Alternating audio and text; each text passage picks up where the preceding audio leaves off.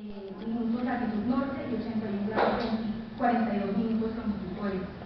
Dista unos 772 kilómetros de Cartagena. Si podemos ver en la imagen lo que aparece en el cuadro a la izquierda, ahí tenemos el archipiélago de San Andrés, provincia de Santa Catalina con sus países adyacentes.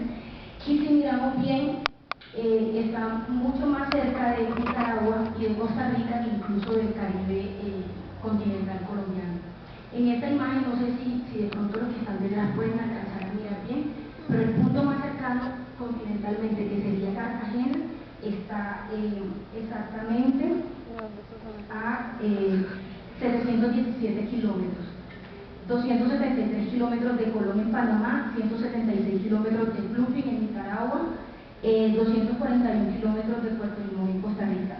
Entonces, por su lejanía en Sudamérica y su cercanía a Centroamérica, es una posición estratégica que le da derechos a Colombia sobre una zona económica exclusiva de 349.800 kilómetros cuadrados, es decir, un 63% de los 550.000 kilómetros cuadrados pertenecen a Colombia en el Caribe, equivalente al 10% del área total del Mar Caribe.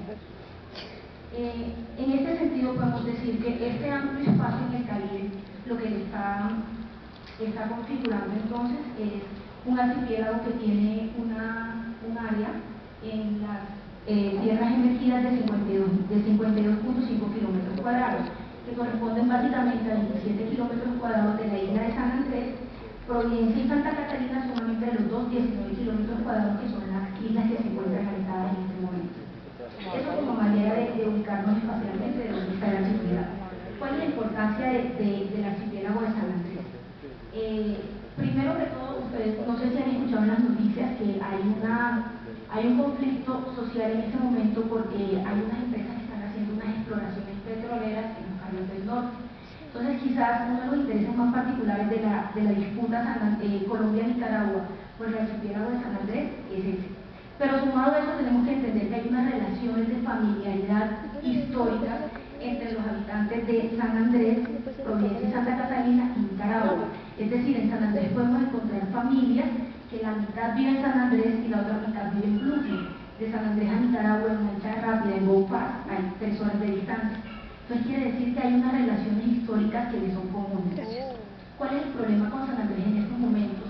En el año 53, el gobierno colombiano, en un proceso que llamaron colombianización, es decir, hay que entender que la isla de San Andrés fue una isla de origen inglés, pero que en 1810, en la transición a la República, se adhiere al decadente nuevo reino de Granada.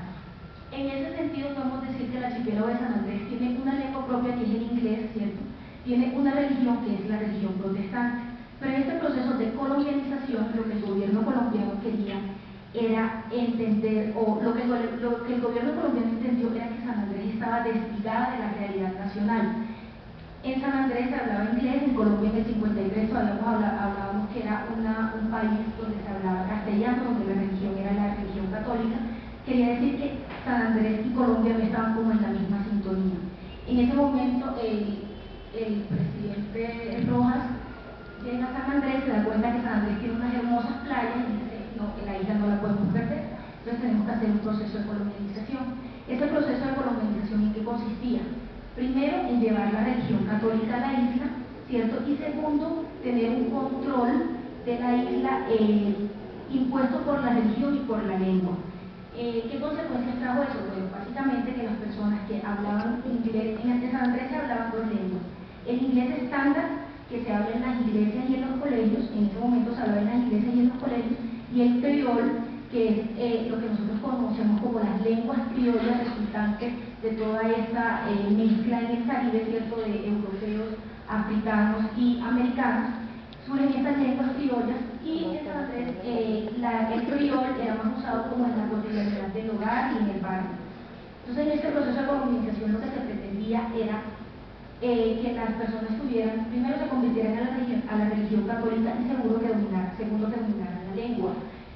La educación pública entonces estuvo a cargo de la Iglesia Católica y quienes no tenían para entrar a un colegio privado pues tenían que hacerlo en lo público, y en lo público significaba convertirse al catolicismo y dominar el castellano. Entonces podrán imaginar todos los conflictos que se dieron porque pues era muy difícil cambiar una lengua así como de un día para otro. Además de eso, que todo lo que era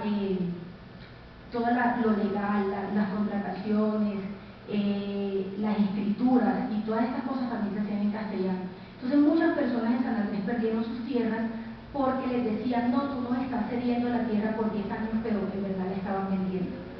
Entonces en este proceso de colombianización también se dan cuenta que San Andrés pasó de una economía que era principalmente la agricultura, que era la exportación de coco, hacia